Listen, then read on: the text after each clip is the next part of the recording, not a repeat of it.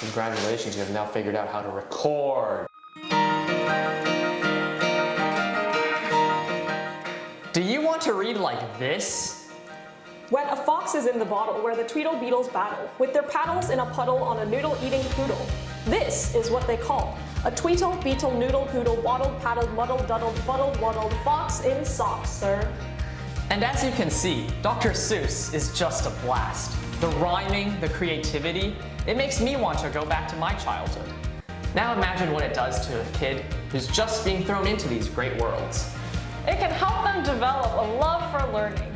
That's why we chose Dr. Seuss for our summer camp this year. It will help them learn English, the expressive kind that I just showed. So, come join us. We have discussions and activities, but it's not just the fun stuff. We encourage learning and want kids to better understand things like setting, characters, and world building. That's why we have projects like Puppet Show. It can help the kids extend their understanding and challenge them to create their own stories. Take a look at what we did last year.